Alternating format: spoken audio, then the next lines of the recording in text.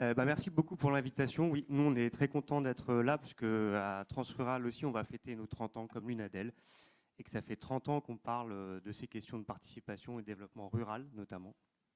Voilà, donc je suis là un petit peu pour animer cette table. L'objectif, hier, on a vu trois exemples de territoires qui ont été écoutés, et les enseignements en termes d'ingénierie qui ont été tirés pour le développement local. Aujourd'hui, on va poursuivre un peu sur ces sujets de participation.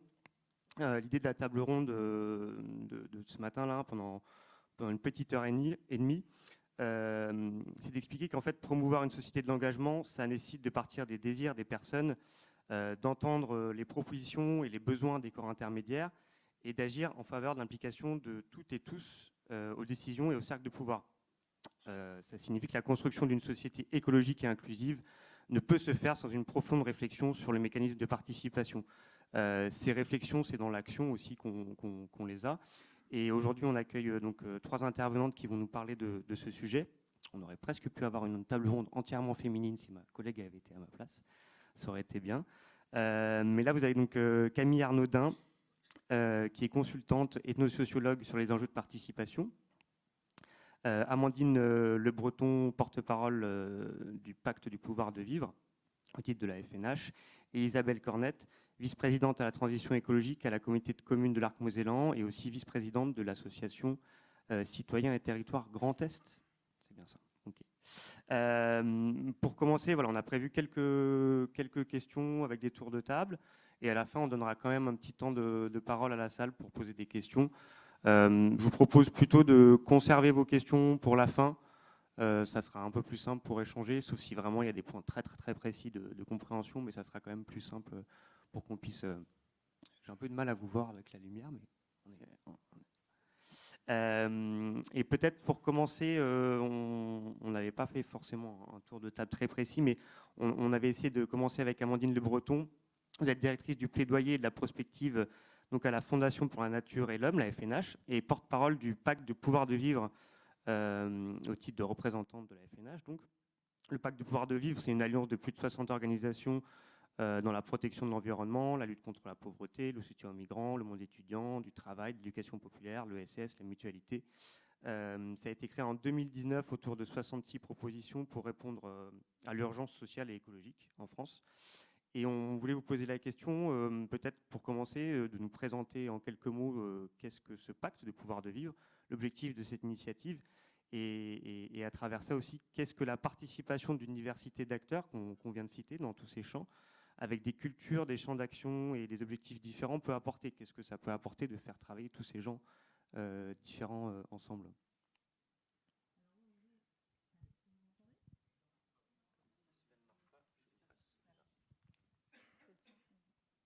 Oui, vous m'entendez? Oui.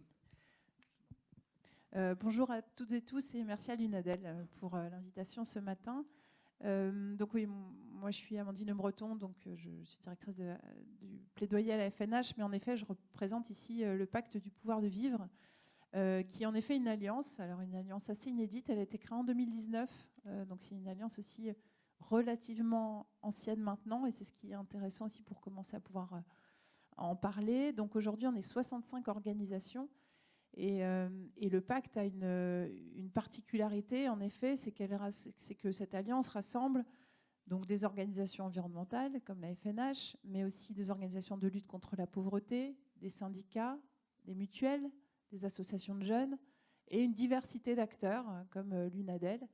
Et en effet, ce qui fait la force du pacte aujourd'hui, c'est d'avoir rassemblé ces organisations et surtout leur diversité autour d'un socle de valeurs. Et finalement, la création du pacte en 2019, l'idée, c'était celle-ci. C'était de se dire, est-ce que nous qui travaillons historiquement dans des silos thématiques, les enjeux sociaux, les enjeux écologiques, les enjeux démocratiques, est-ce qu'on est en capacité d'avoir un socle de valeurs commun, d'une part, et est-ce que, dans un second temps, on est en capacité de porter une vision et des propositions communes auprès des pouvoirs publics qui sont à tous nos interlocuteurs? Et donc la réponse a été oui, très vite. Au début, c'était 19 organisations qui ont initié le collectif. Et peu à peu, jusqu'à 65 organisations nous ont rejoints finalement de manière très spontanée. On n'avait pas pour objectif de faire grossir le collectif. Et donc ça montre qu'il y avait une volonté extrêmement forte d'un certain nombre d'acteurs d'essayer de faire commun autour de propositions sur les enjeux écologiques, sociaux et démocratiques. Et c'est bien cette vision qui mêle enjeux sociaux, démocratiques et écologiques qui sont les fondements des 66 propositions que vous avez évoquées, qui ont été le premier travail du pacte, et qui font encore l'objet des 90 propositions, puisqu'on a réactualisé ce travail, on en parlera tout à l'heure, du pacte du pouvoir de vivre actuellement. Alors ce qui nous rassemble, c'est d'une part la volonté de dialogue. Ça, c'est très fort dans le pacte et ça se concrétise dans la manière dont on travaille depuis 3 ans et dans la manière aussi dont on porte les messages, notamment auprès des pouvoirs publics et du gouvernement en particulier. Le deuxième point, c'est en effet de parler de convergence des sujets écologiques, sociaux et démocratiques, mais avec une ambition de le démontrer. On a vu que dans la campagne présidentielle récente, finalement, cette convergence des enjeux écologiques, démocratiques, sociaux, elle était beaucoup dans les discours. En tout cas, nous, c'est la première fois que dans une campagne présidentielle, on entendait autant dans les discours les enjeux écologiques et sociaux. Sauf que dans les faits, on voit bien qu'il y a une sorte de barrière à franchir et qu'on a encore du mal, collectivement, et nous y compris, à démontrer les bénéfices de ces transitions écologiques et sociales. Et l'enjeu du pacte, c'est aussi de réussir à le démontrer, de mettre des mots et de mettre des expériences et des initiatives, des innovations en face de ça. Et donc, c'est là où c'est le troisième objectif, qui est de faire dialoguer et discuter les expertises des uns et les expériences des autres. Et c'est ça qui est très fort aussi dans le pacte, puisqu'il y a beaucoup d'organisations qui font sur le terrain. Vous en êtes, vous, acteurs locaux, qui font des choses sur le terrain et qui ont besoin d'une forme de caisse de résonance pour montrer que cette transition elle est possible. Et donc c'est ça aussi le pacte, c'est faire dialoguer expertise et expérience. Peut-être illustrer la manière dont on travaille avec le pacte et en quoi justement cette diversité peut faire avancer les choses. L'illustrer avec un travail là qu'on a fait avec 2 organisations du pacte, qui sont donc la CFDT et là la FNH, mais je pense que ça illustre bien l'état d'esprit dans lequel se trouve le collectif. Avec la CFDT, il y a 2 ans, on s'est retrouvés en se posant une question à laquelle personne n'avait d'éléments de réponse et qui pourtant était essentielle, qui était de dire la loi a donné comme objectif la fin de vente des véhicules donc diesel et essence à 2035, ce qui est extrêmement structurant évidemment pour la filière automobile. Mais personne ne s'est posé la question finalement, au-delà de cet objectif qui est maintenant inscrit, de savoir quel était le chemin pour l'atteindre et est-ce que finalement, concrètement et dans quelles conditions on pouvait vraiment concilier emploi et climat. Et finalement, la CFDT me disait, alors on est d'accord sur l'intention, mais on a une forme de crainte. C'est-à-dire, entre aujourd'hui et 2035, il y a un monde pour les gens qui travaillent dans les usines qui produisent des moteurs diesel et essence. Et c'est assez angoissant de se dire, de poser la question de ce qui se passe entre 2020 et 2035, là où il y aura l'arrêt de vente de ces voitures. Et donc, on s'est mis autour de la table avec la CFDT en se disant, OK, on va réfléchir à des scénarios, on va travailler sur des scénarios qui devront déterminer les conditions qui permettront de résoudre l'équation, on va dire, climat et emploi. Et tout en ayant complètement ouvert la question, c'est-à-dire que probablement, ou peut-être, en tout cas, il y aurait pu avoir des scénarios qui tombent à compter de la plaque et où on aurait dû dire, mais en effet, pour répondre aux défis climatiques, malheureusement, l'emploi en France sur le secteur automobile va en pâtir. Alors, la bonne nouvelle de ce travail, il y en a 2. La première, c'est qu'on a fait 4 scénarios et l'un des scénarios montre qu'il existe un scénario de transition juste. Donc, on peut à la fois atteindre cet objectif de décarbonation des transports tout en préservant au maximum l'emploi dans les territoires en France. Donc ça, c'est très intéressant parce que, voilà, par rapport à votre question de qu'est-ce que ça peut produire, cette convergence-là, ça produit des propositions très concrètes, étayées. Et le deuxième résultat de ce travail, ça a été de montrer et de démontrer que, d'une part, le dialogue permet de se comprendre mutuellement, de comprendre les craintes, les points d'attention, les points de blocage des uns des autres qui sont évidemment très différents, mais ils sont différents parce que historiquement, on n'a pas travaillé ensemble. Historiquement, nos ONG environnementales, connaissent extrêmement peu les filières économiques sur lesquelles elles travaillent pourtant en disant il faut transformer le secteur auto. Et donc ça, c'est un vrai livrable de ce travail-là. C'est-à-dire qu'on a après travaillé ensemble et ça démontre en fait que d'une part, c'est possible, mais que d'autre part, il faut du temps. Puisque ce travail, on l'a mené sur 1 an. 1 an pour poser les bases d'expertise, 1 an pour poser les propositions, 1 an pour définir les conditions. Mais c'est ce qui rend ce travail plus fort, puisqu'aujourd'hui, alors encore une fois, c'est un exemple parmi d'autres, mais on est en capacité, on va dire, syndicats, ONG, de dire si le secteur automobile peut rentrer dans une transition qui ne sera pas mortifère pour les salariés. Voilà. Et ça, je pense que, alors il y a d'autres exemples comme ça au sein du pacte. Alors aujourd'hui, c'est plutôt quelques organisations du pacte qui ont ce type d'initiative, mais à terme, l'idée, c'est de pouvoir faire en sorte que le pacte puisse lui-même proposer, en animant un travail entre ses membres, faire ce type de propositions qui permettent d'anticiper les points de blocage et les points de tension. Merci beaucoup pour ces premiers éléments de réponse. On va poursuivre le tour de table avec Camille Arnaudin. Vous êtes ethnosociologue, consultante sur des études qualitatives et impliquée dans différents collectifs. Et vous avez notamment réalisé un travail d'enquête pour la ville de Paris, publié en avril dernier, sur 3 initiatives citoyennes à Paris. Le résultat de ce travail, l'étude Résilience, convivialité et solidarité de proximité. L'objectif était notamment de comprendre comment se fabriquaient et se tisser ces initiatives citoyennes, comment favoriser l'entraide, le vivre ensemble au sein d'un quartier, d'un ensemble de logements, et aussi d'étudier le rôle ou les rôles que la collectivité pouvait avoir au regard de ces initiatives. Là aussi, il est question de participation dedans. L'idée, c'était de voir si vous pouvez nous présenter en quelques mots l'étude que vous avez menée pour la ville de Paris sur ces notions de participation, convivialité, solidarité, l'objectif de cette étude et quels enseignements vous avez tirés, les premiers enseignements aussi de cette étude. Merci. Merci pour l'invitation. Je suis ravie de pouvoir parler effectivement de cette étude qui était passionnante, que j'ai menée l'année dernière, alors qu'il y a une origine, quand même, c'est important de resituer, c'est-à-dire qu'en fait, elle a vu le jour, enfin, le projet de l'enquête a vu le jour avant le Covid. C'est avec la 27e région, Stéphane Vincent, qui préside la 27e région, qui m'a dit voilà, il y a une initiative dans le 14e arrondissement qui s'appelle la République des hypervoisins. Ils font plein de choses, c'est intéressant.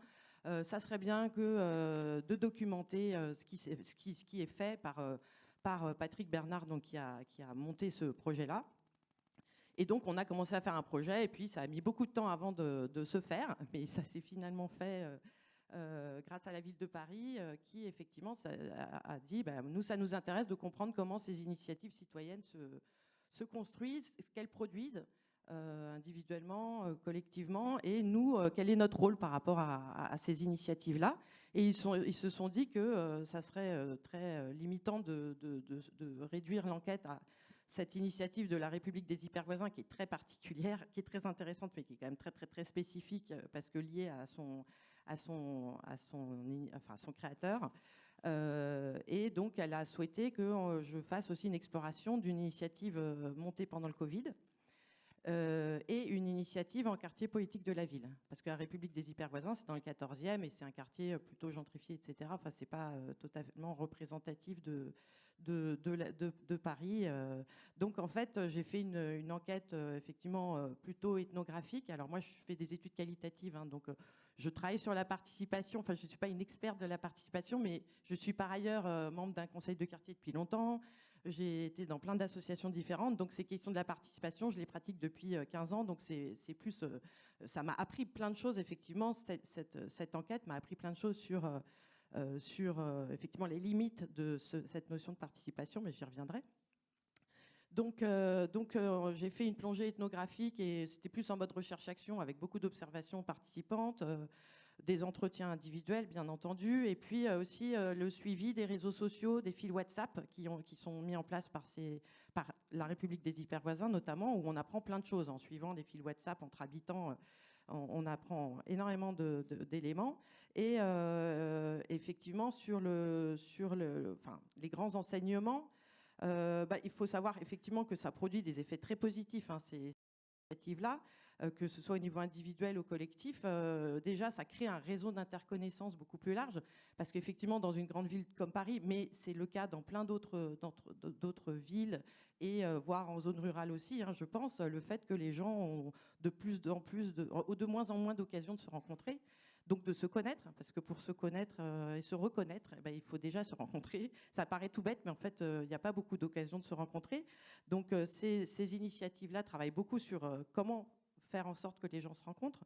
Ça crée beaucoup de liens qui permettent de se rendre des petits services du quotidien, mais aussi des services beaucoup plus impactants en termes d'entraide, notamment pendant le Covid. Les 3 initiatives étudiées en fait, tous les liens qui étaient en place ont été activés pendant la crise du Covid, et ça a permis vraiment une entraide très très nette au niveau des personnes âgées, des personnes isolées, de la jeunesse, pour le quartier politique de la ville, effectivement, des mamans isolés avec leurs enfants. Enfin, il y a vraiment des tas d'exemples de choses très positives qui ont été produites. Ça crée aussi un sentiment de confiance plus élevé envers ses voisins, son quartier. Il y a moins de préjugés aussi. J'ai rencontré une dame, effectivement, alors il y a fait aussi une autre petite initiative dans une résidence Paris Habitat dans le 17e que j'ai exploré un peu rapidement, mais qui me disait, une femme handicapée, qui me disait, oui, il y a les jeunes en bas qui traînent tout le temps. Moi, je leur parlais jamais. Et en fait, ils ont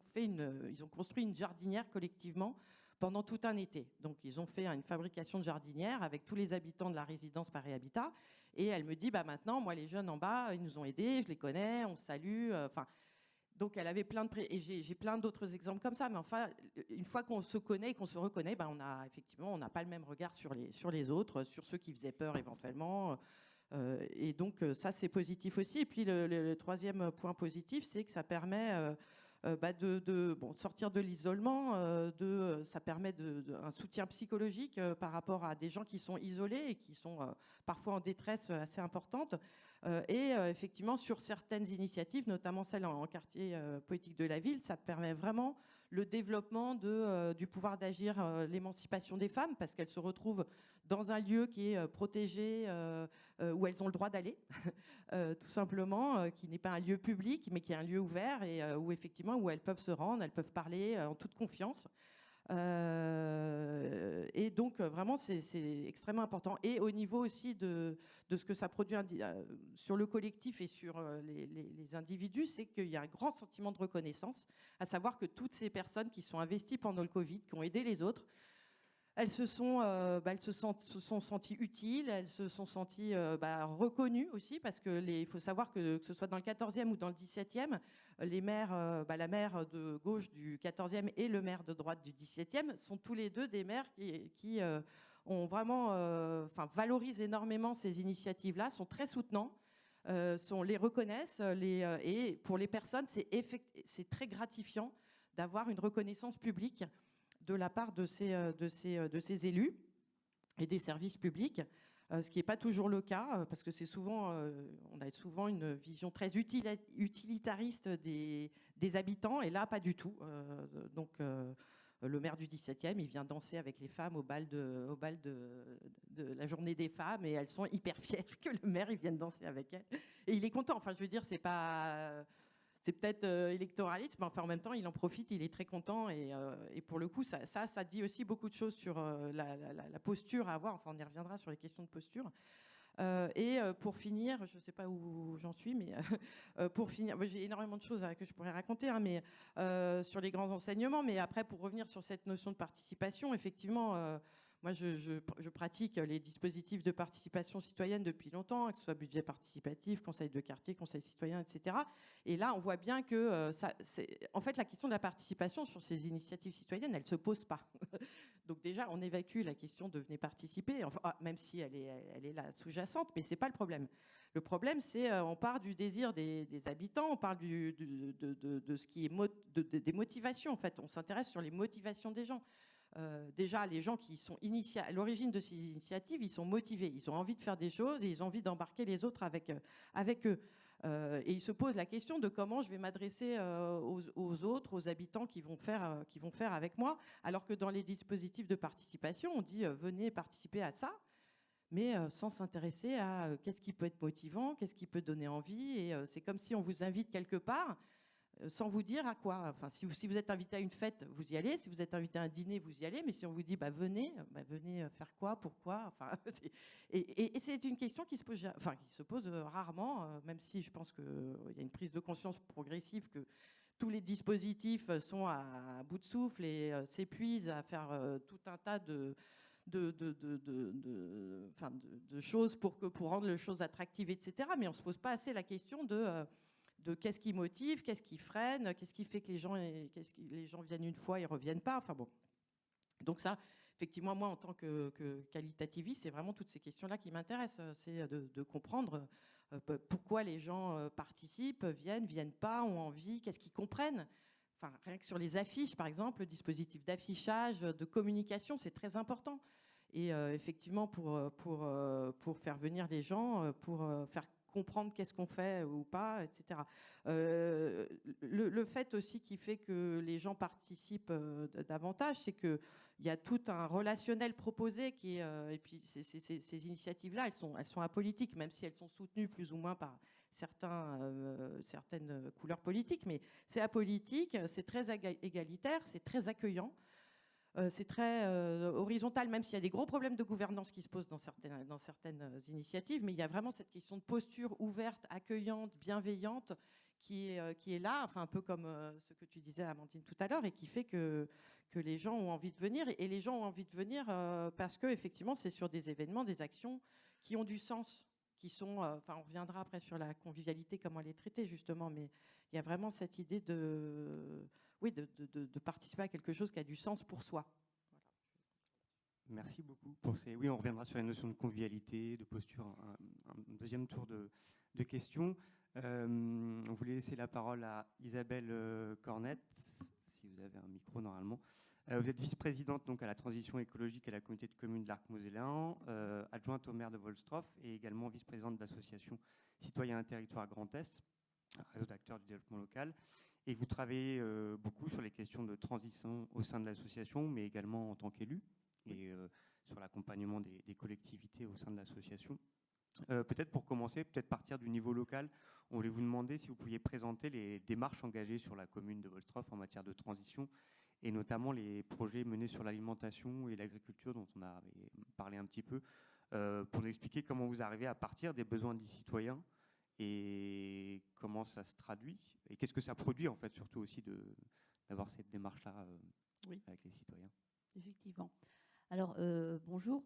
Alors effectivement, je vais effectivement pour parler de cette expérience du développement local sur notre petite commune de l'Est en Moselle, précisément petite commune de 2000 habitants, Volstroff, dont je suis maire adjointe depuis, c'est mon 3e mandat.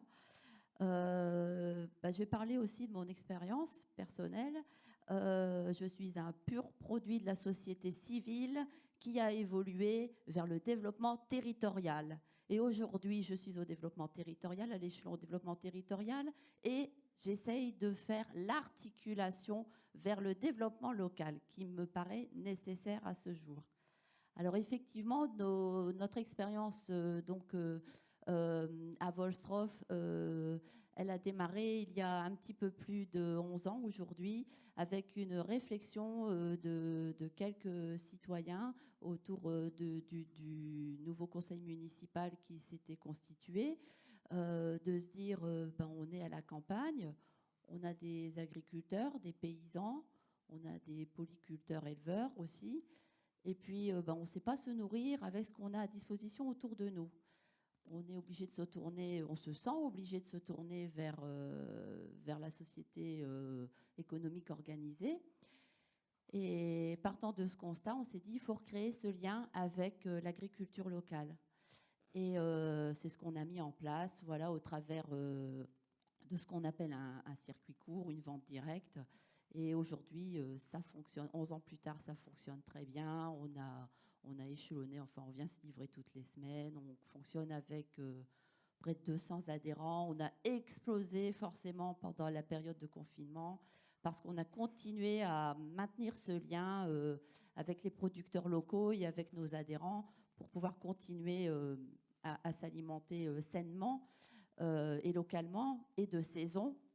Voilà, donc je ne sais plus où je voulais en venir. On était sur les démarches que vous avez engagées à Volstroff, sur la participation, peut-être un petit peu comment ça s'est concrètement, quel dispositif vous avez mis en place Voilà, donc concrètement, ça aboutit à la création d'une association qu'on appelle Écomission, parce qu'on a plein de missions dans l'écologie. Et voilà, donc les circuits courts en font partie. Et aussi, on fait énormément de ciné-débats, on organise des conférences autour d'un tas de sujets. On avait fait une conférence il y a quelques années autour de la poubelle au poids, voilà.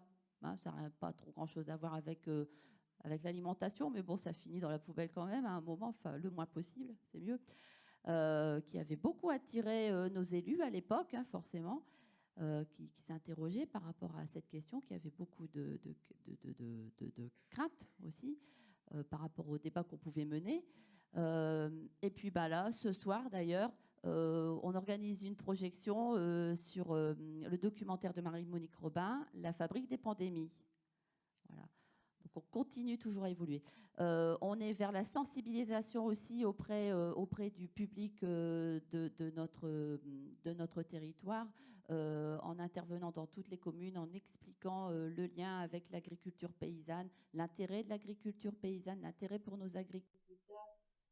Voilà, parce qu'effectivement, je ne vais rien vous apprendre, mais voilà, eux, ils sont dans une posture on va dire d'agressivité. Voilà, ils ressentent cette agressivité, ils la vivent, et c'est quelque chose qui persiste en eux, même si les faits n'existent plus aujourd'hui entre société civile et agriculteurs. Mais il y a besoin de dialogue en fait entre nous, les mangeurs. J'ai horreur de dire qu'on est des consommateurs, on est des mangeurs, et nos producteurs.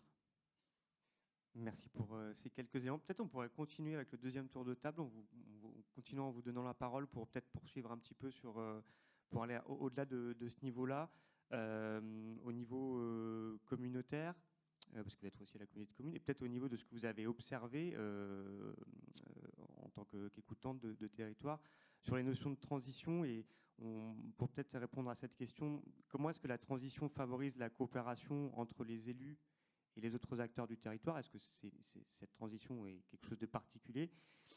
Aussi au niveau communautaire, est-ce qu'il y a peut-être des difficultés à mobiliser les élus voilà, dans cette question de la participation? Comment est-ce que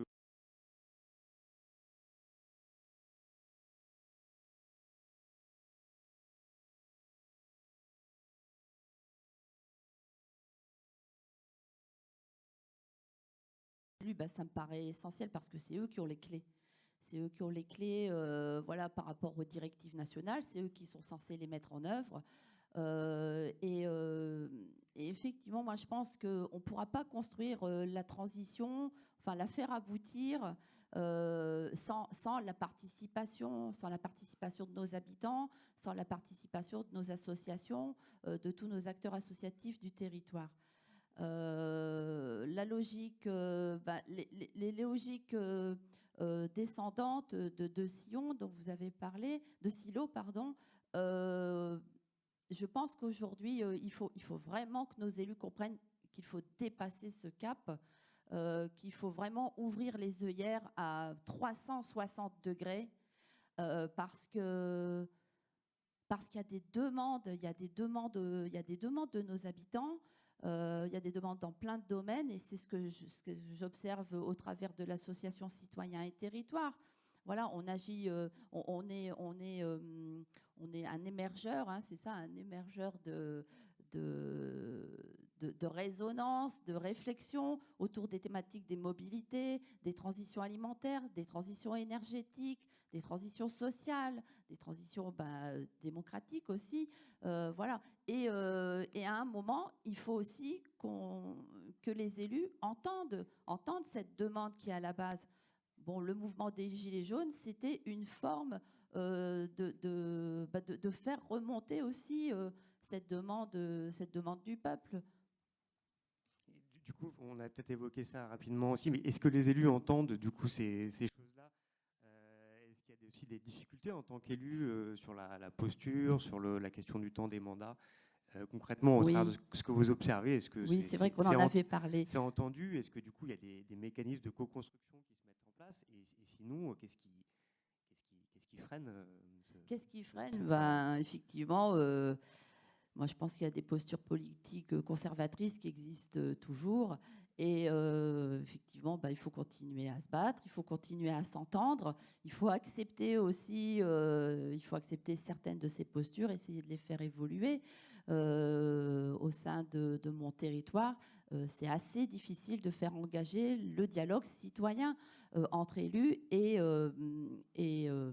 habitants et associations. Voilà, je pense que certains élus considèrent plus les conseils de développement, les conseils de citoyens, les collectifs, comme des outils qu'ils pourraient utiliser à des fins de certains dispositifs, mais pas forcément comme des organes d'échange et force de proposition. D'accord. Merci beaucoup pour ces quelques questions. Peut-être pour aller aussi plus loin sur les deux autres initiatives, peut-être avec Amandine Le Breton, sur cette participation, ce processus de construction de positionnement politique commun, parce que c'est ça en fait, cette participation, elle aboutit à une co-construction de positionnement politique commun. On entend souvent parler de ce mot participation, mais vous, qu'est-ce que vous mettez derrière la participation? Comment ça se traduit concrètement dans vos réunions? Qu'est-ce que vous mettez derrière? Est-ce que je peux juste rebondir sur ce qu'a dit Madame, et après je répondrai à votre question. Sur la partie dialogue avec alors ce que nous on appelle au Pacte du pouvoir du vivre, notamment les corps intermédiaires. Finalement, vous dites qu'ils ne vous identifient pas la société civile comme des espaces de dialogue avec qui on peut co-construire les choses. Et ça, c'est quelque chose qu'en tant que Pacte du pouvoir de vivre et on va dire en tant qu'organisation au niveau national ces 5 dernières années, on a ressenti, nous, puisqu'on a eu des discours disant voilà, les corps intermédiaires n'ont plus de place, pour faire très simple, en disant on va s'adresser directement aux citoyens, il y a une relation directe entre gouvernement et citoyens, il faut la construire, etc. Ce qui a évidemment des atouts de réintégrer la dimension citoyenne, etc. Et c'est pas le propos de dire que ça n'est pas un avantage et que c'est pas utile. En revanche, ce qui nous a paru évident, c'est que à se couper des corps intermédiaires, on se coupe aussi d'une proposition collective, complémentaire à celle des citoyens, qui peut aussi être une forme de tampon, de réflexion sur le temps long, de structuration des expériences et de remontées qui ne sont pas forcément des remontées, j'allais dire, seulement individuelles, encore une fois, qui ont une place et un rôle, mais aussi collectives. Et c'est quelque chose sur lequel on s'est exprimé au Pacte du pouvoir de vivre en disant on a besoin dans une société qui fait la transition, mais dans une société qui va bien, de corps intermédiaires actifs qui ont une place, un rôle identifié et à qui on offre un espace de dialogue clair aussi. C'est-à-dire pas seulement on vous écoute et puis sans savoir à quoi servira l'objet du travail. Donc voilà, pour rebondir sur le fait qu'on a ressenti les mêmes choses au niveau du pacte les années passées. Et maintenant, pour répondre à votre question. Alors, au Pacte du pouvoir de vivre, donc on le disait tout à l'heure, au tout début, à son lancement en 2019, les organisations, donc elles étaient 19, se sont mises autour de la table pendant 2 jours pour déjà poser le commun existant. C'est-à-dire, c'est quoi nos valeurs communes et c'est quoi les 66 propositions, en l'occurrence, sur lesquelles on peut se retrouver, sur lequel on peut d'ores et déjà dire qu'on a un commun. Et ce qui est intéressant, c'est de se dire que déjà, au temps zéro, il y avait 66 propositions communes qui touchaient les enjeux sociaux, écologiques, démocratiques, sur lesquels on s'est retrouvés sans même avoir travaillé quelque part. Et puis évidemment, la crise de la Covid est passée par là, sans compter les crises sociales, l'accélération de la crise écologique, etc. Et donc, en vue de l'élection présidentielle de 2022, ça nous a paru quand même nécessaire de refaire ce travail, de se poser, de se mettre autour de la table pour se dire, voilà, au vu de ce qui a changé, au vu aussi de la maturation du pacte, 3 ans de travail en commun, ça permet d'apprendre les uns et des autres et donc d'élargir aussi l'espace de proposition. Voilà, au vu de tout ça, est-ce qu'on peut faire évoluer nos propositions? Qu'est-ce qui est intéressant à faire, etc. Et donc là, la manière dont on fonctionne assez concrètement, même si encore une fois on est jeune, c'est qu'on a fait des groupes de travail sur des grandes thématiques un peu large de fait, hein. Donc il y avait les sujets de transition écologique, les questions de logement, pauvreté, la question démocratique, les questions de fiscalité, partage des richesses. L'idée, ça a été donc de proposer aux organisations qui le souhaitaient, qui en avaient le temps et qui voulaient proposer des choses, de participer à plusieurs groupes de travail avec des animateurs qui prenaient les propositions des uns et des autres. Et puis ensuite, il y a toute une étape de validation qui est évidemment essentielle. Et ce qui est intéressant dans cette étape de validation, c'est que, et là je vais prendre l'exemple de la FNH pour ne pas parler pour les autres, mais il y a 4 ans, la FNH ne se serait jamais exprimée spontanément sur la question du RSA, par exemple. Puisque évidemment, ce n'est pas notre point de départ de réflexion. Enfin, je dis évidemment, et maintenant, ça l'est moins, justement. Mais il y a 5 ans, ce n'était pas un départ de réflexion. On n'allait pas... on aurait eu le sentiment de sortir de notre mission sociale. S'impliquer dans le pacte du pouvoir de vivre et valider parmi les 90 propositions qui ont été le résultat de ce travail collectif, le fait que oui, il faut augmenter les minima sociaux, voilà, ça veut dire qu'il y a eu un déplacement de positionnement qui est extrêmement intéressant et que finalement, j'ai l'habitude de dire, on fait maintenant un peu de lobby transversal, de lobby horizontal. On était tous, encore une fois, dans nos silos à regarder le gouvernement et à dire il faut au gouvernement. Et maintenant, on se convainc les uns les autres et on élargit l'assiette des propositions qu'on porte. Et en fait, c'est ça la vraie, pour moi, la vraie valeur, la vraie avancée de ce qu'on fait. Donc voilà, donc il y a une validation collective. Certains organes ont dit ben non, ça typiquement pour nous, c'est une ligne rouge. Et c'est arrivé. Parce que voilà, on a aussi chacun doit progresser. Donc dans ce cas-là, les choses ont été sorties en disant mais peut-être que ça pourra faire l'objet dans un second temps d'un travail dédié. Et donc et voilà, et c'est toujours évidemment selon la disponibilité des organisations, ce qui est aussi quelque part une forme de limite, mais inhérente à tout collectif. C'est-à-dire qu'on sait que chacune des organisations a déjà beaucoup de travail. Hein, franchement, je pense qu'il n'y a pas une orga qui s'ennuie. Et donc la question, c'est de savoir quel temps on met dans le collectif. Donc si on ne le met pas à l'instant T, on le mettra peut-être 3 mois après parce qu'il y a plus de disponibilité. Et c'est ça aussi qu'il faut permettre. C'est-à-dire au moment où on ne peut pas, on s'appuie sur les autres pour pouvoir avoir un message commun. Et au moment où on a de la disponibilité à mettre dans le collectif, on peut se mobiliser pour le collectif. Merci pour ces quelques retours. Pour continuer le tour de table, peut-être approfondir avec Camille, à moins que vous ayez des réactions aux intervenantes précédentes, ça peut être aussi intéressant, mais c'était peut-être pour évoquer la notion de convivialité, parce qu'on en a parlé un peu, mais j'ai l'impression que convivialité, il y a quelque chose derrière qui joue beaucoup et qu'on a du mal à définir, à étudier, c'est assez compliqué. Peut-être pour vous demander un petit peu qu'est-ce que vous mettez derrière cette convivialité et comment c'est travaillé concrètement dans les initiatives que vous avez suivies ou menées. Oui. La convivialité, c'est un peu comme la participation. Hein. C'est un mot qui vient de plus en plus à la mode et qui se fait instrumentaliser de plus en plus. Hein. Il y a plein de startups qui travaillent sur des projets autour de la convivialité. Et du coup, c'est assez compliqué. Hein. Je n'ai pas fait un travail de recherche sur ce thème, comment il a été exploité, etc. par le passé, mais effectivement, à travers la recherche-action menée, on voit bien que c'est une convivialité qui n'est pas... qui a du sens, qui n'est pas gratuite. Alors, elle est festive. Effectivement, le caractère festif, convivial, sympathique est très fort, mais il n'y a pas que ça. Ça, c'est très important, hein, parce qu'effectivement, le côté festif, c'est une sorte de cadre, de porte d'entrée, d'atmosphère, d'ambiance, mais pour faire quelque chose. C'est vrai que faire un repas partagé, par exemple, la République des hypervoisins, ce qui l'a rendu célèbre, c'est de faire un repas sur ce qu'ils appellent la table d'hôte. C'est toute une rue avec des tables et tout le monde qui déjeune ensemble. Bon, c'est très sympathique, c'est festif, c'est convivial, mais c'est vrai que c'est une occasion, la convivialité est une occasion pour que les gens se rencontrent et se connaissent. Mais du coup, ça implique quand même pas mal de choses. Ça implique que c'est des occasions pour se rencontrer, pour faire des projets. C'est pas juste festif tout court. Ce sont des événements qui partent aussi du désir des habitants, qui s'inscrivent dans un récit commun. Ça, c'est très, très important. Et il y a une durée. Ça aussi, c'est la durée. C'est pas un one-shot. C'est pas une fois, on se rencontre, tout d'un coup, la convivialité, l'interconnaissance va se développer. Ça, c'est la régularité des occasions qui fait que des occasions conviviales qui fait que les gens se connaissent, se reconnaissent et peuvent faire ensemble. Même si effectivement la première fois, elle est tout le temps indispensable, c'est l'élément déclencheur.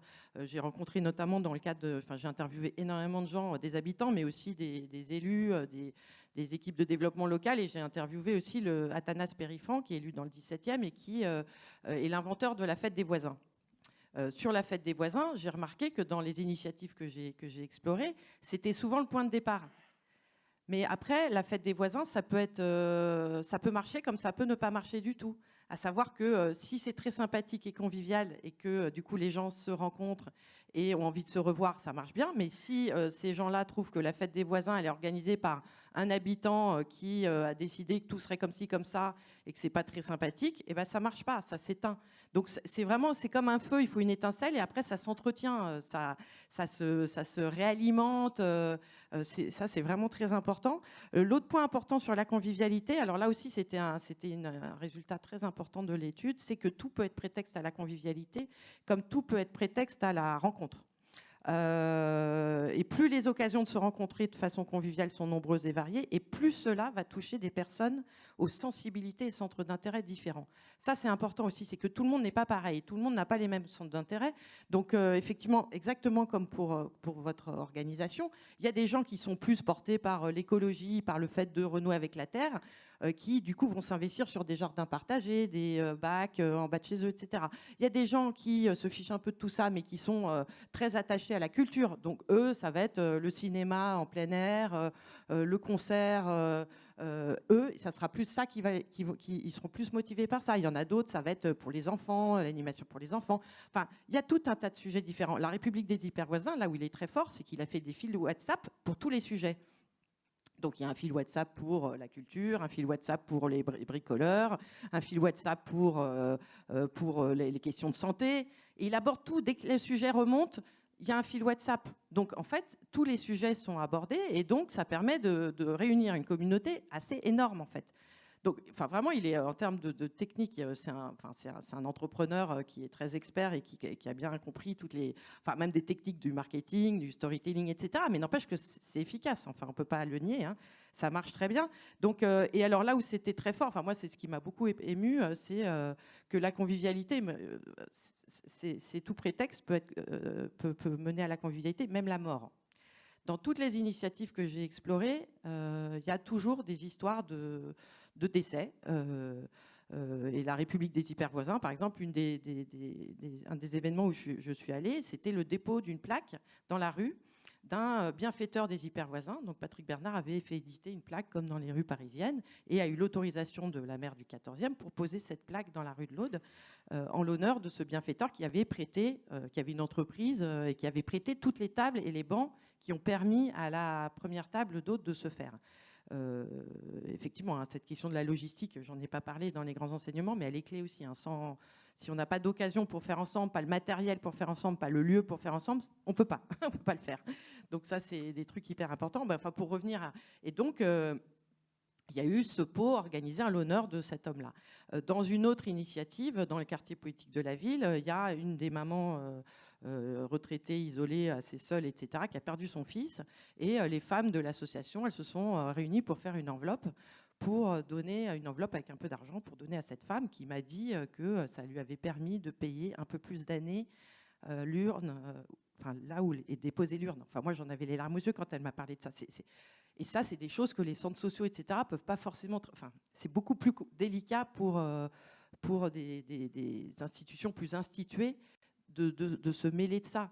Et dans l'autre aussi, à chaque fois, il y a de l'entraide à ce niveau-là, et ça peut être aussi l'occasion de se voir.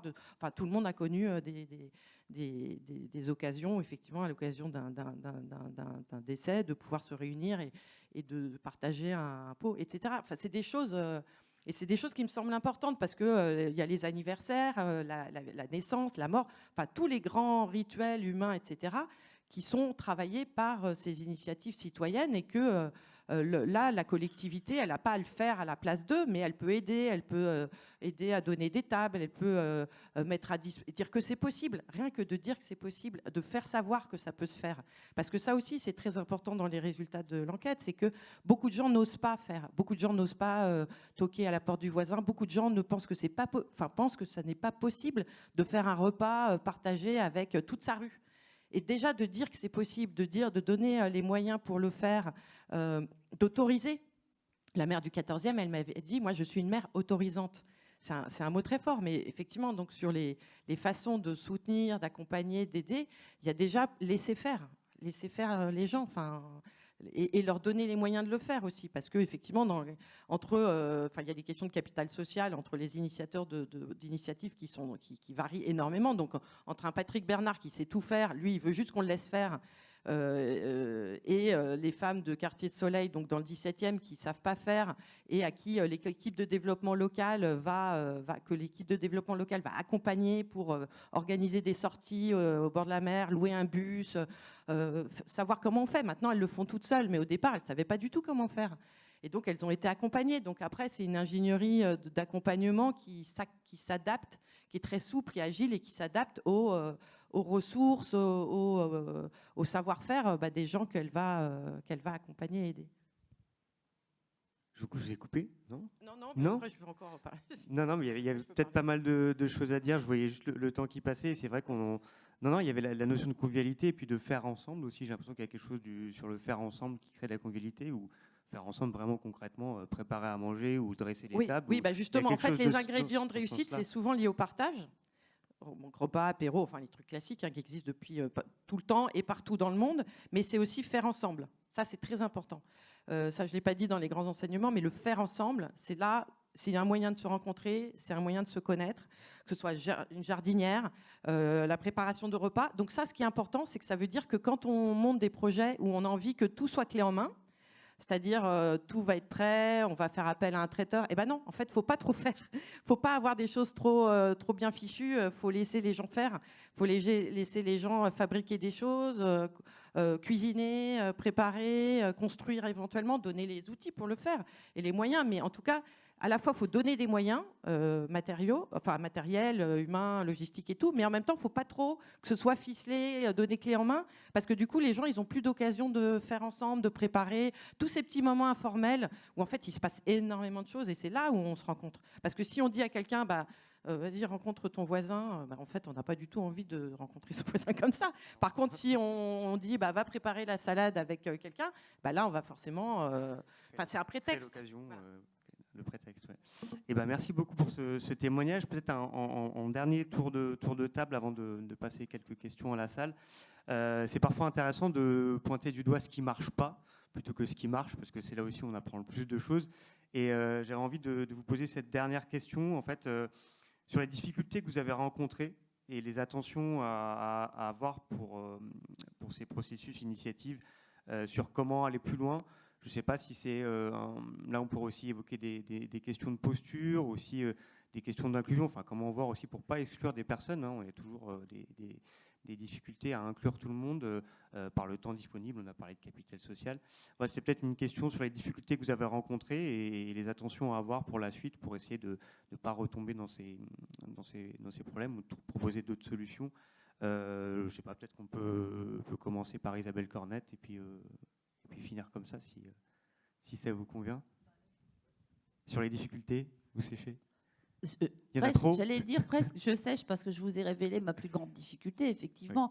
Oui. C'est de créer l'articulation entre développement territorial qui fasse redescendre vers le développement local, bien sûr. Voilà, ma grosse difficulté, c'est celle-là. Après, en dehors de ça... j'ai démarré ma vie professionnelle avec une grosse valise. J'étais ce qu'on appelle vendeur représentant placier, VRP. Je peux vous dire qu'il faut être motivé tous les matins pour se lever et se mettre des coups de pied au cul. Et puis, on passe vite au-dessus des préjugés. Et on se dit, faut y aller. Voilà. Et puis, je suis une femme, j'ai eu 3 enfants. Donc, quand il faut y aller, il faut y aller. Voilà. Donc, les difficultés, on essaye de passer au-dessus. Mais effectivement, elles existent toujours. Concrètement, la plus grosse difficulté, c'est mobiliser les élus dans ce que vous avez pour identifié. moi, c'est essentiellement ça. Les élus, avoir trouvé une écoute auprès d'eux. Oui, mais j'apprends beaucoup au travers de ce qu'on fait avec Citoyens et Territoires. Et là, je leur dois beaucoup de m'avoir fait intégrer leur conseil d'administration. Merci. Alors, pour le pacte du pouvoir de vivre, alors sur la question de la mobilisation, quand on est 65 organisations, avec des conseils d'administration, des assemblées générales, etc., on voit potentiellement la difficulté de mobiliser tout le monde.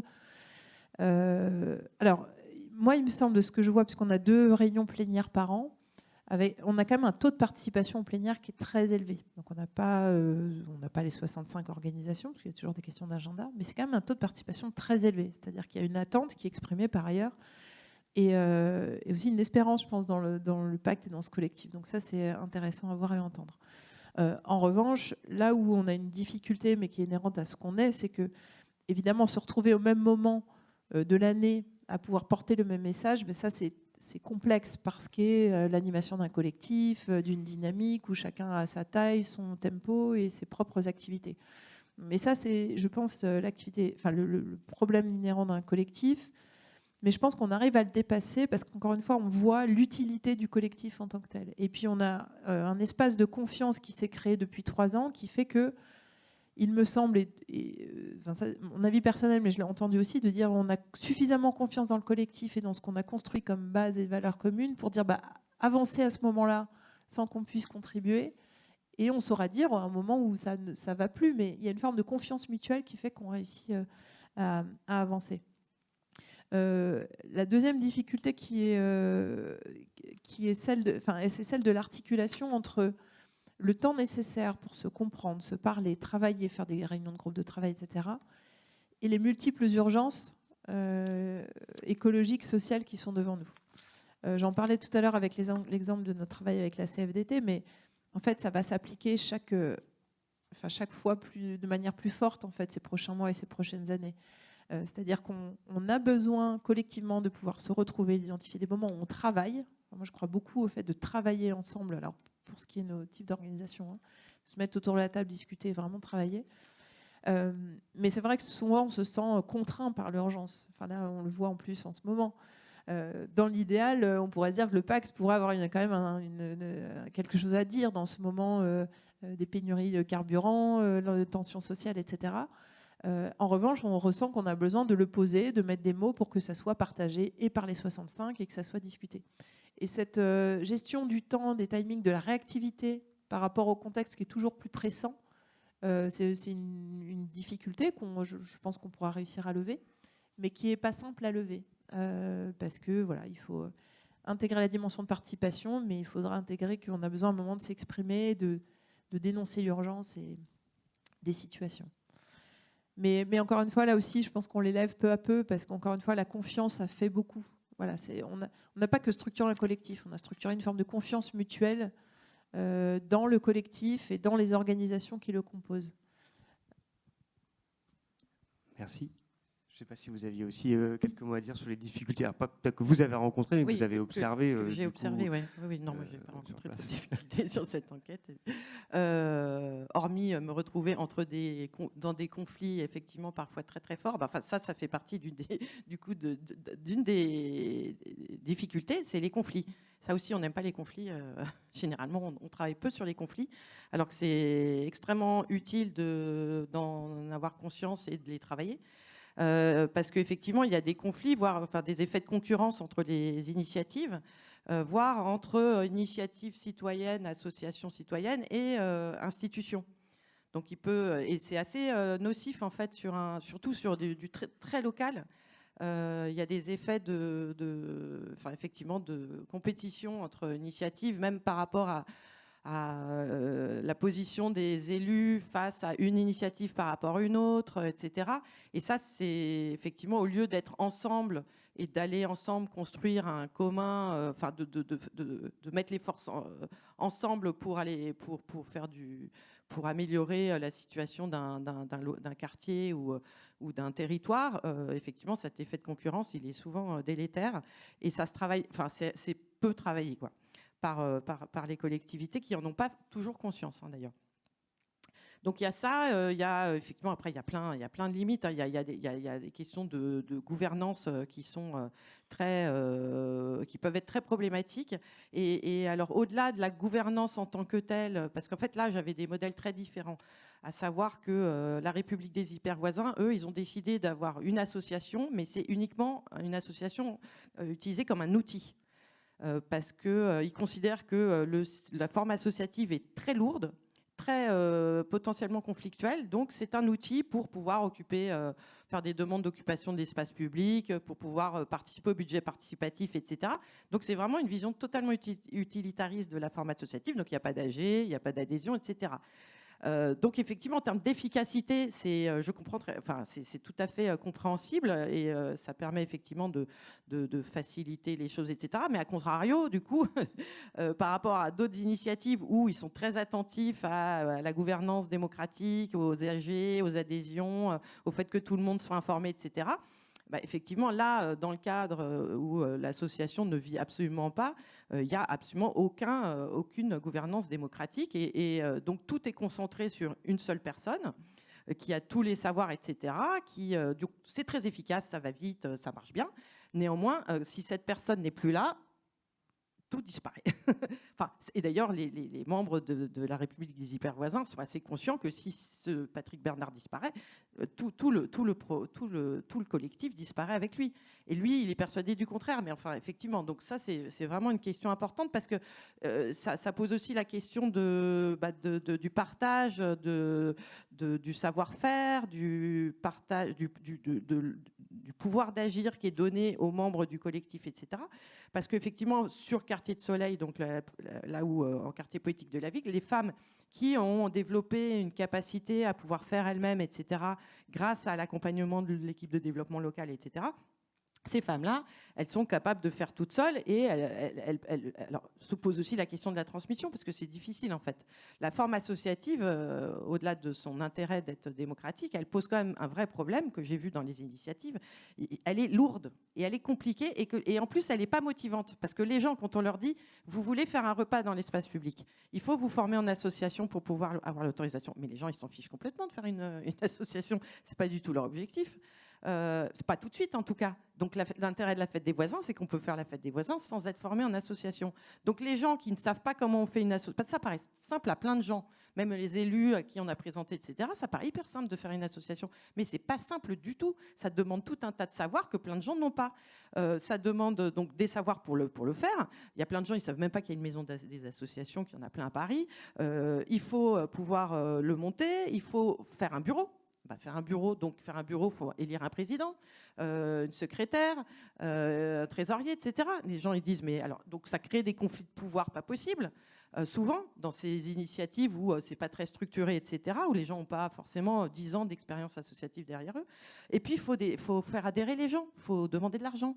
Donc les voisins qui ont envie de faire des choses ensemble entre voisins, mais ils n'ont pas envie de payer pour faire des choses ensemble.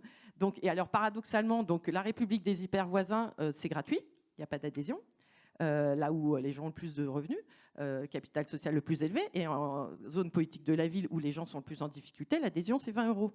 Donc après, on peut les aider à ne pas payer, mais le paradoxe, il est incroyable en fait. Donc c'est là où nous, en termes de recommandations à la Ville de Paris, on leur disait il faut que vous trouviez un système de collectifs de citoyens ou d'habitants, mais qui soit plus léger, qui soit une sorte de premier niveau avant l'association, pour que les gens puissent faire des choses ensemble, des jardinières, occuper l'espace public, sans avoir à se mettre forcément tout de suite en association.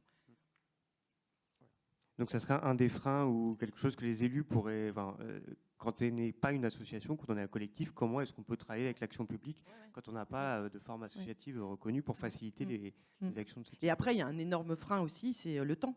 Il faut des gens qui ont du temps. Et avoir du temps, c'est pas donné à tout le monde. Donc les gens que j'ai vus, soit ils sont retraités, soit ils sont handicapés et elles ne travaillent pas, soit ils ont les moyens de passer 3 ans... les moyens financiers de passer 3 ans à être jour et nuit sur leur projet, mais ce n'est pas donné à tout le monde. Merci beaucoup. Je vois l'heure qui passe et on avait dit qu'on laissait un peu de temps pour les questions de la salle, questions de précision, ouverture du débat sur les notions de participation, d'autonomie. Rémi, je ne sais pas si je peux te laisser... Je vais circuler dans la salle s'il y a des questions. Des questions aux intervenantes. J'en vois une là-bas. Il y en a une là-bas, ouais. On peut peut-être en prendre 2 ou 3 et... Je connais une personne à qui ça ne va pas complètement plaire. Bonjour, ma question c'est par rapport à la dernière intervention. Je me demandais dans les collectifs que vous avez enquêtés, s'il n'y avait que des citoyens et des élus ou s'il y avait aussi d'autres acteurs de la société civile, d'autres acteurs des quartiers, d'autres associations, des commerçants de quartier, etc. Parce que c'est assez étonnant de voir que on en arrive à la conclusion, c'est compliqué de monter des associations, donc on garde des systèmes informels avec tout un tas de risques autour démocratiques, autour de pas d'accès à des moyens, etc., parce qu'on ne sait pas les monter, alors que dans ces espaces-là, il y a des associations qui peuvent être tout à fait des supports à la création, des espaces qui accueillent ces projets, qui les aident à se structurer, etc., quoi. Donc je suis un peu surpris. Bonjour, je suis Bruno Lanier, délégué du Mouvement pour l'économie solidaire. Merci. On répond peut-être directement à la question sur celle-là, puisqu'elle s'adresse... Et après, on prend la suivante. Alors, les 3 initiatives que j'ai vues sont toutes montées en association, hein, parce qu'elles ont été effectivement obligées, contraintes, etc. Et qu'elles ont été aidées, pour celles qui ne savaient pas comment on faisait, elles ont été aidées, accompagnées pour se mettre en association. Pour qui participe, c'est que des citoyens. Il n'y a pas d'élus dans ces associations-là, dans ces collectifs. Il y a des habitants. Après, dans certaines de ces... les initiatives qui sont au sein d'une résidence de logements sociaux, c'est que les habitants de cette résidence-là qui sont membres du collectif. Et pour les autres associations, c'est que des citoyens du quartier qui sont membres. Alors, sur le fait qu'effectivement, il y a plein d'associations qui existent déjà et qui pourraient les aider à faire des choses, qui sont supports. Le truc, c'est que ces associations, il y a des centres sociaux, en fait, ces associations, pour certains, en fait, les gens n'ont pas forcément envie de rentrer dans ces... Même s'il y en a qui en font partie, de ces associations. D'ailleurs, il y en a qui font partie de conseils de quartier aussi. Mais l'idée, là, c'est qu'on ne rentre pas forcément dans une association, on rentre dans une action, d'abord. On rentre dans des gestes, dans des événements. Mais on ne rentre pas dans une association tout de suite. C'est là où ces collectifs se sont constitués en association, mais pour les gens, c'est pas forcément je rentre dans une association instituée. Parce qu'il y a une femme, par exemple, pour Quartier de Soleil, qui est extrêmement intéressante, qui m'a dit, moi, j'ai commencé dans une association, alors je sais plus si c'était de secours catholique ou autre chose. Elle me dit, mais là-bas, on me traitait hyper mal, parce que je venais d'arriver, je savais pas, et du coup, tout le monde me traitait de haut, les filles étaient pas sympas du tout, du coup, moi, j'ai pas du tout eu envie de rester, alors qu'ici, moi, j'ai l'impression de venir à la maison et de voir mes copines, quoi. Et en fait, le problème de certaines... Alors, je ne vais pas faire de généralité, mais ce que je veux dire, c'est que des associations, grosses associations très instituées, parfois, ça peut être intimidant. Parfois, il y a des effets de posture qui bloquent. Alors que là, on a l'impression d'être avec des habitants, ses voisins, c'est égal à égal. C'est là où je redis cette question de posture, d'ambiance, d'atmosphère, elle est extrêmement importante. Ça revient au fait, j'en ai pas parlé tout à l'heure, mais le fait d'être bien... quelque part, d'être bien avec des gens, le bien-être, le réconfort, etc., c'est le premier critère, en fait. Si les gens ne se sentent pas bien, ils ne restent pas. Donc, il y a plein d'assauts, en fait, où les gens étaient toqués, ou des centres sociaux, où les femmes, elles disent « Ah non, non, surtout pas, nous, on ne veut pas être mêlés avec le centre social. » Parce que le centre social, c'est très utile, mais nous, on n'a pas envie d'être assistés. On n'a pas envie d'être assistés, aidés, etc. Nous, on a envie de faire toute seule. Et c'est très important de savoir, d'être conscient de ça, même en tant que structure associative. C'est qu'en fait, il y a tout un tas d'éléments bloquants. Hier, j'ai assisté à une réunion où, effectivement, sur certains lieux associatifs, les gens disaient ils ne rentrent pas parce qu'ils ont tellement peur des institutions, ils ont tellement peur de tout ce qui pourrait avoir, proche ou loin avec les institutions, qu'en fait, ils sont assez réticents. Si j'ai répondu à votre question. Il y a une part de réflexion et un caractère réflexif, en effet, pour le fonctionnement de toutes les associations qu'elles se posent en permanence, de toute façon. Je vais laisser peut-être Yves-Marie poser une deuxième question. Là, pour le coup, on peut... Ouais. Oui, Yves-Marie Sémusiac, président d'un conseil de développement, la TIRH. Voilà, je vous remercie d'avoir été très très concrète et de témoigner de ces expériences. C'est vraiment enrichissant et c'est ça que j'ai apprécié. Et je vous remercie, animateur, pour les questions et notamment celles sur les freins. Mais sur les freins, je voulais vous poser la question suivante. Vous voyez, dans la culture française, il y a quand même des handicaps culturels, c'est-à-dire pas assez de dispositions à la coopération, pas assez de dispositions à la formation, pas assez de dispositions à l'engagement, et puis le conformisme régnant, Isabelle en a parlé un petit peu, et donc je voulais insister sur cette question pour vous demander dans vos pratiques, y compris dans les relations avec les élus, comment vous voyez le fait d'améliorer ça, quoi, de faire un progrès culturel pour qu'il y ait plus d'initiatives et plus d'expériences comme les vôtres. Voilà. Ouf. Bon, alors là...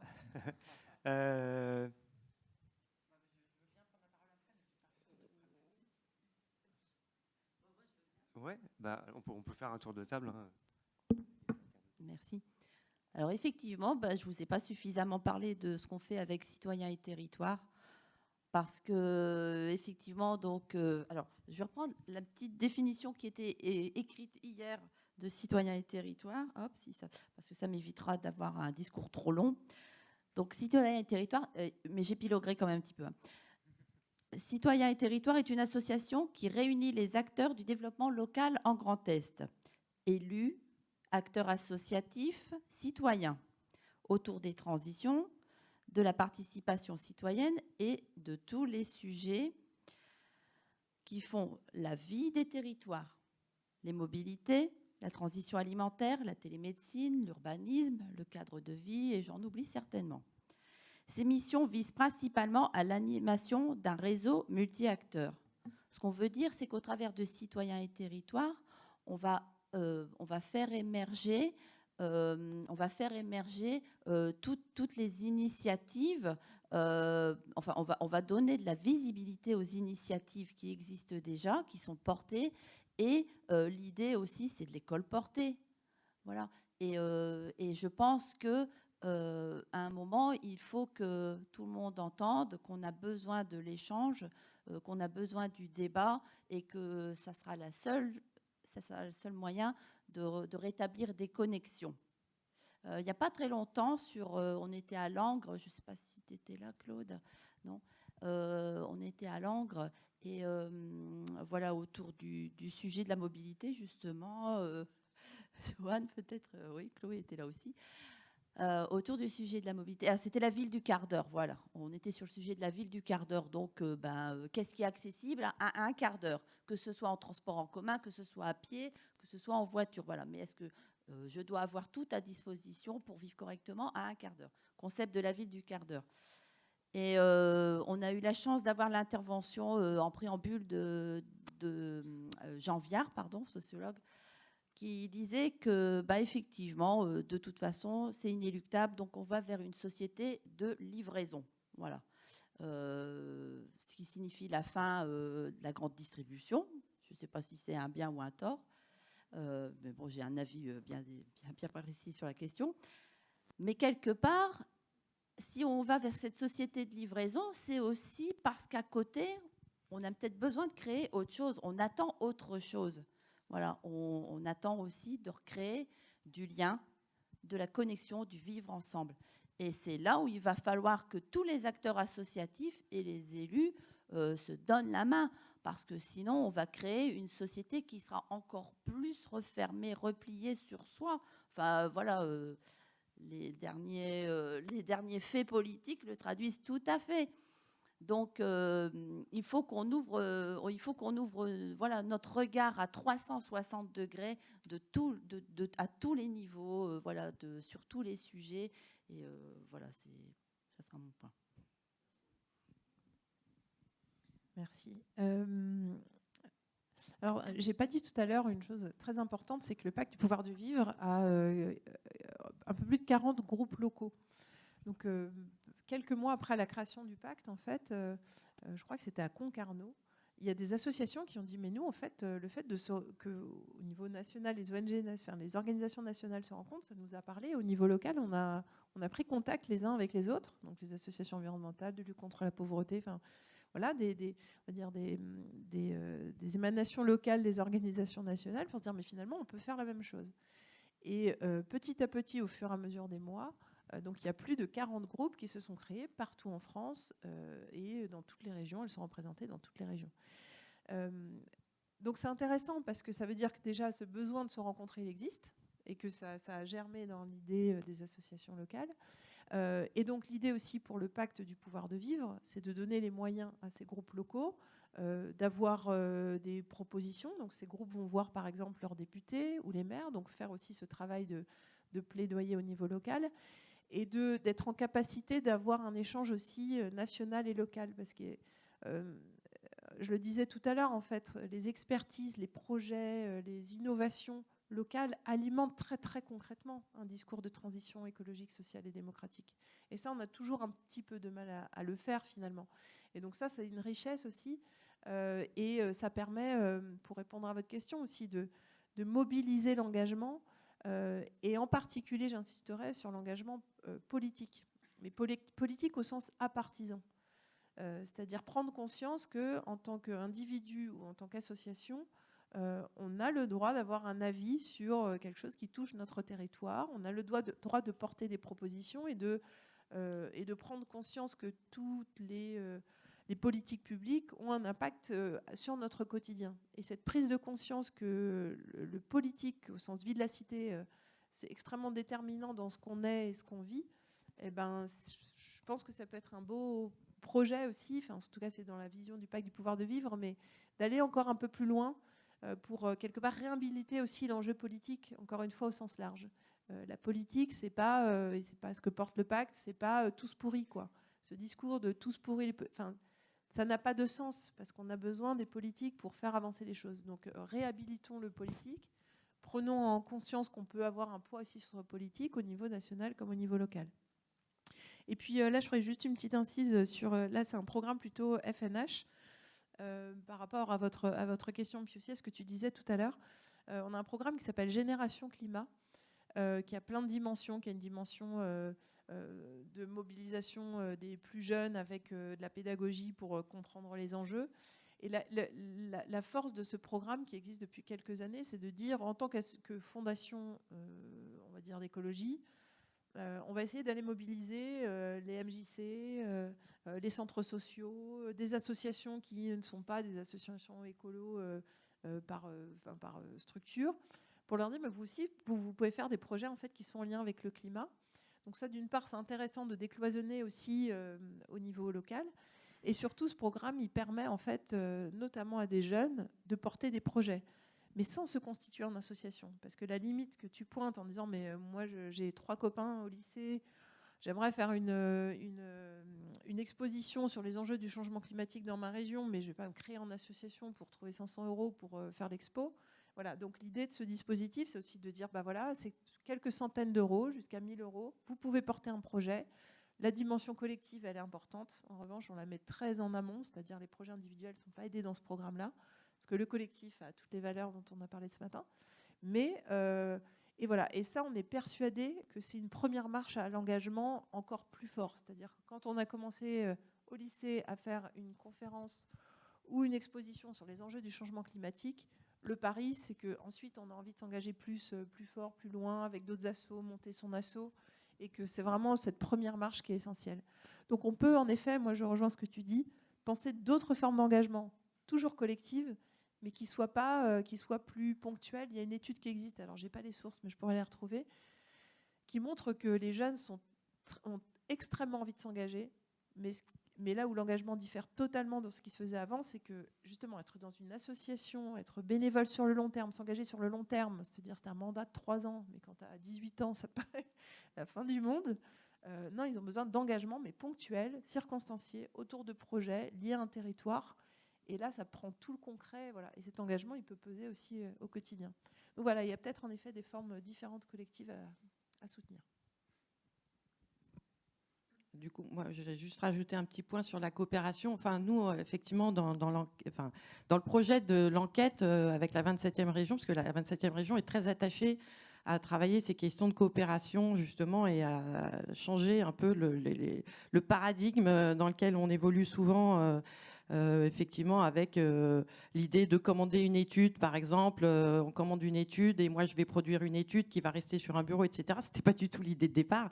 L'idée, c'était vraiment de pouvoir travailler en partenariat vraiment avec la ville de Paris, avec l'APUR, avec la 27e région, avec l'Institut Paris Région, et de pouvoir partager aussi avec les collectifs les résultats. Alors on a vraiment fait un travail vraiment partenarial assez réussi.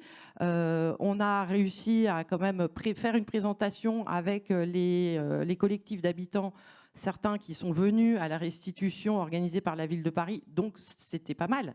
Mais c'était vraiment très très loin de ce qu'on aurait aimé faire, à savoir embarquer les agents de la ville de Paris, les équipes de développement local, les institutions, etc.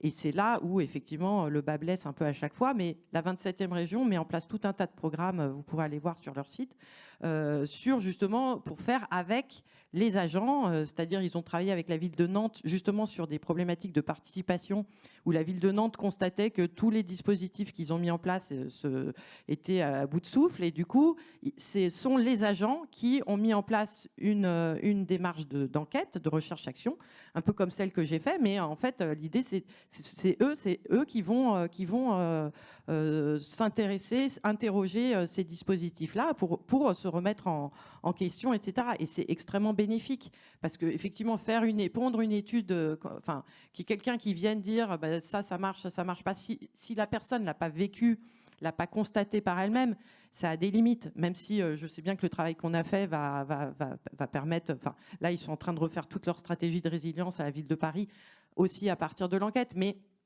c'est quand même pas pareil quand on est un agent et qu'on vit, qu'on expérimente, avec les habitants, quand on pose des questions, etc. Ça fait pas la même chose que de le lire, d'avoir une présentation, etc. Donc l'idée, c'est d'embarquer dès le départ, dès le début des projets, toutes les parties prenantes. D'ailleurs, on travaille pas mal avec une agence qui s'appelle Parties Prenantes avec la 27e.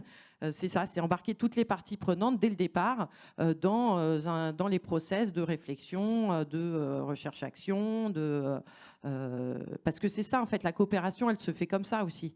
Ça, c'est pareil, en fait, la coopération, c'est un peu comme la participation et tout le reste, c'est que ça ne se décrète pas, il faut que ça se vive. Donc, il faut démarrer par des petites choses où on est plusieurs autour de la table, comme ce que vous avez fait, en fait. Mais c'est vrai que quand les gens sont de cultures très différentes, et c'est difficile de pouvoir avoir un langage commun, de pouvoir... ça aussi, c'est très compliqué, quoi. Merci Rémi, je ne sais pas si 11h15.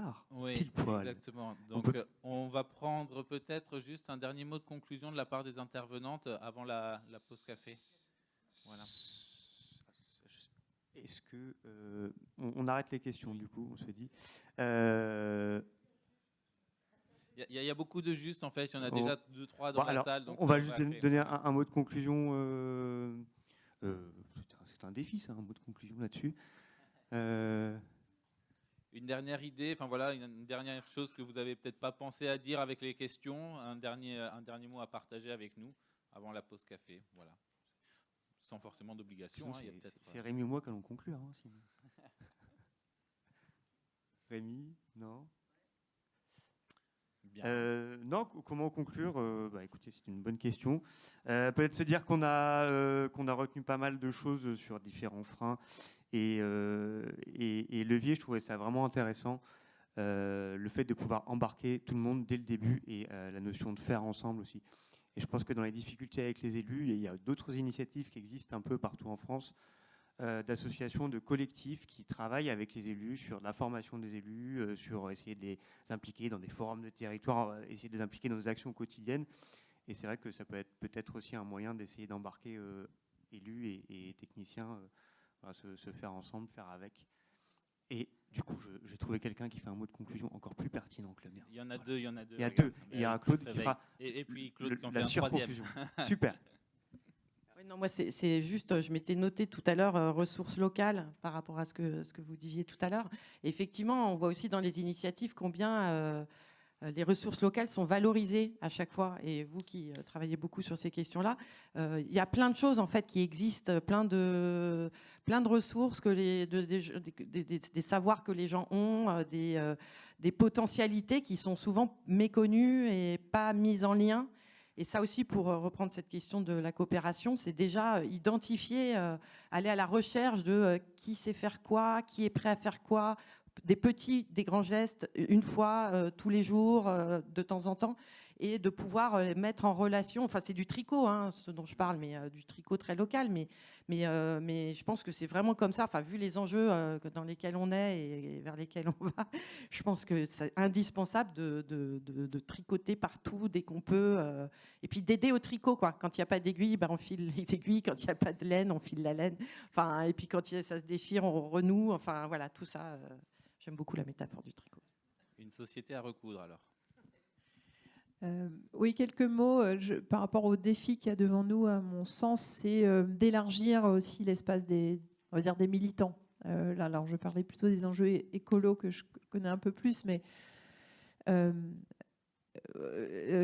a l'habitude de toucher plutôt les mêmes publics, quoi qu'on en dise. Et les jeux d'en dépasser, alors c'est aussi très fort sur l'écologie. Hein. Quand on parle d'écologie aux gens, ils disent « Ah non, mais je ne suis pas écolo ». Et en fait, ils associent l'engagement pour l'écologie et l'engagement politique pro-écologie. Et voilà. Et comment on touche ces gens qui ont peut-être des a priori, etc., mais qui ont tellement envie de faire plein de choses, en fait. C'est-à-dire que si on ne prend pas une entrée de dire on est une ONG qui fait ce que vous voulez bien faire, mais peut-être j'ai une question sur mon territoire, comme ce que vous avez fait, et qui est OK pour mettre du temps et de l'énergie, on arrivera à élargir le cercle. Parce que je suis assez sensible à ce que tu as dit, c'est-à-dire aujourd'hui les gens, c'est soit qui s'investissent, c'est soit des gens ultra motivés qui dorment 3 heures de moins par nuit, voilà, soit des gens retraités ou parfois des mamans et des papas qui sont en congé parental. Et alors que voilà, on pourrait avoir une société de l'engagement qui s'engage d'une certaine manière et voilà. Et vu les 13 millions de bénévoles qu'il y a en France, et donc y compris dans les clubs sportifs, etc., on sent qu'il y a quand même un vivier extrêmement important qui peut être mobilisé. Mais voilà, il faut continuer à aller chercher les gens pour leur montrer que voilà, l'engagement, c'est bénéfique pour eux. Et puis, c'est pas associé à une dimension soit politique, soit très fermée, soit très structurée. Ils peuvent faire des choses, même ponctuellement, très intéressantes et pleines de sens. Oui, en fait, il y a le prolongement de l'intervention en visio qu'on a vu ce matin. Oui, restez là, merci. Hein. Moi, j'ai beaucoup apprécié que pour une fois, on a une table ronde très féminine. Et c'est quand même assez rare, je trouve. Et donc, je voulais vous féliciter d'abord d'être là et puis de nous donner cette image-là.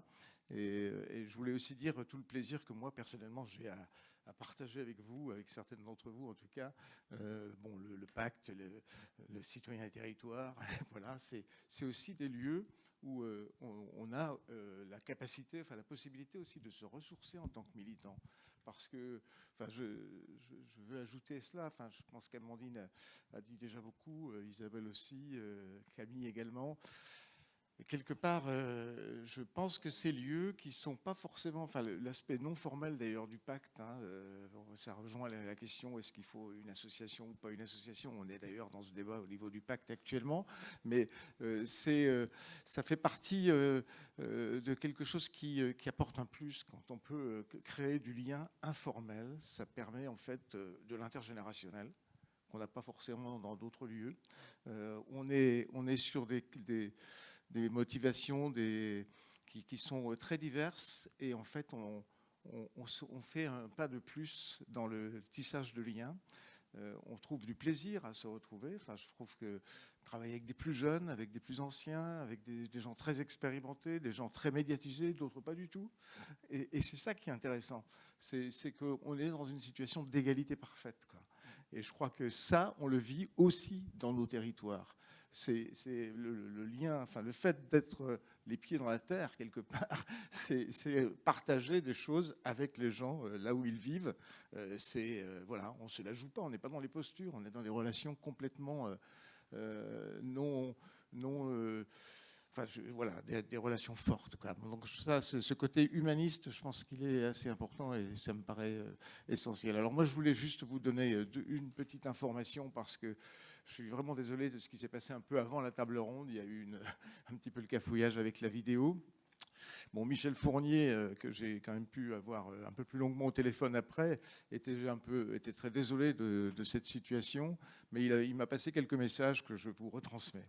Hein, d'une part, il a insisté beaucoup pour que je vous dise combien, pour l'ANCT, qu'il préside, donc aujourd'hui, le mouvement qu'on représente, le développement local, l'action sur les transitions, les territoires, combien c'était important et combien il savait à l'ANCT que nos organisations construisaient justement du lien social et que ça, ce côté-là, il était essentiel. Donc il m'a assuré que l'an prochain, le partenariat que nous avons avec l'ANCT sera au minimum maintenu, même s'il n'y a pas d'augmentation a priori des enveloppes, mais bon, voilà. Mais il m'a donné cette information-là, donc c'est déjà quand même un point important. Deuxième point, c'est que hier, la ministre en charge a annoncé la relance du deuxième agenda rural. Et donc, les travaux d'élaboration de ce deuxième agenda rural démarrent dès maintenant. Et je peux vous dire que déjà, depuis hier, j'ai eu plusieurs messages, et c'est la semaine prochaine, on a des rendez-vous autour de cette question-là, parce qu'on veut on veut nous auditionner sur nos propositions par rapport à cet agenda rural. Donc, n'hésitez pas, d'ici ce soir, si vous avez des contributions à faire, à les faire passer.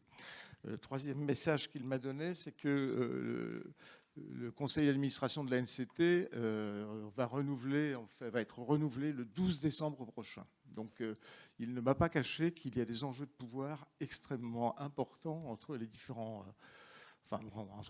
acteurs et qu'il est absolument pas sûr de savoir, il n'a pas du tout l'idée de la façon dont ça va se passer et il ne sait pas lui-même s'il sera candidat à la présidence, mais bon, ça fait partie du jeu politicien. Mais que dans ce contexte-là, tout ce qui s'est passé cette semaine entre ces prises de position concernant les déclarations de la Première ministre au Congrès de Communauté de France, où elle a laissé entendre que Communauté de France pourrait devenir une collectivité territoriale, les communautés pourraient devenir une collectivité territoriale à part entière. Sur cette question-là, il voulait que je vous retransmette le fait que lui, Michel Fournier, en tant que président des maires ruraux, il a pris des positions fortes là-dessus par rapport en fait à un problème constitutionnel sur lequel il veut être intransigeant, mais en même temps il dit, moi tu sais, tu me connais bien et c'est vrai depuis longtemps, j'ai été président d'Interco, j'ai participé à la mise en place des mouvements du développement local, que le Carrefour des Pays Lorrains à l'époque, je suis encore aujourd'hui vice-président d'une communauté d'agglo et je me bats tous les jours pour faire reconnaître l'importance de l'intercommunalité. Donc tout ce qui se dit sur le fait que les communes rurales, etc., bon, il y a des effets de manche, il y a des effets de posture, mais clairement, je suis un convaincu de la nécessité de travailler à la bonne échelle avec tout le monde. Simplement, il dit, je le redis aussi ici, parce que pour certains d'entre vous, c'est important, les gens qui veulent s'associer, les communes qui veulent s'associer, il y a la formule des communes nouvelles, et ça, c'est important. Pour lui, il dit, il y a le choix, on peut le faire. Que les communes nouvelles deviennent des intercos, que les intercos deviennent des communes nouvelles, c'est tout à fait une liberté qui doit appartenir aux élus locaux et qui doit être décidée au niveau local. Et ce n'est pas au niveau national de le décider, ce n'est pas la Constitution qui doit le faire. Il faut que l'initiative, elle vienne d'en bas et vienne des élus. Et donc, il m'a retransmis ce message que je vous retransmets, parce que je pense que c'était aussi, ça faisait partie des choses sur lesquelles on pouvait avoir des points de désaccord. Hein. Nous, on a beaucoup milité pour faire promouvoir l'intercommunalité, pour travailler dans la coopération entre territoires, dans l'interterritorialité, et de ce fait, le mouvement qui pourrait constituer aller vers un repli sur soi au niveau de la commune peut des fois être un frein par rapport au développement, par rapport aux dynamiques qu'on introduit. Mais en même temps, et sur ce point-là, je le rejoins, réaffirmer que le commun, c'est d'abord dans la proximité et donc au niveau de la commune que ça doit jouer, au niveau du quartier, au niveau, je pense que ça fait partie aussi d'une réalité démocratique qu'il nous faut défendre ensemble. Et enfin, il a redésigné 2 de ses vice-présidents qu'on a déjà rencontrés pour la plupart. Bon, le vice-président Lubraneski, qui est chargé de la démocratie participative au sein de la MRF, et Fanny Lacroix, qui est vice-présidente en charge de tout ce qui touche à la transition écologique, et qui est une élue de la communauté de communes du Trièves, avec laquelle on a déjà des rapports et des relations depuis pas mal de temps. Donc ces 2 interlocuteurs nous sont désignés comme devant pouvoir continuer à travailler avec nous et à échanger avec nous sur les questions de développement et de transition. Voilà ce que je voulais vous repasser comme message, et je redonne la parole à Rémi pour la pause, l'organisation de la pause. On va essayer de garder le timing pour que Diego puisse parler, pour que vous puissiez prendre un café tranquillement, manger tranquillement aussi tout à l'heure. Donc je vous invite à prendre un café, on se donne 10 minutes, et vous avez eu à l'entrée une fiche, un questionnaire pour essayer de tresser du lien ensemble. Vous avez des signatures en fait à trouver, à faire signer des gens qui ont fait un certain nombre de choses. Voilà, c'est une façon de tisser du lien aussi entre nous, pas que juste de prendre un café. Et celui qui arrive à avoir toutes les signatures, on verra en fin de journée, il aura sûrement un petit cadeau de l'UNADEL. Voilà.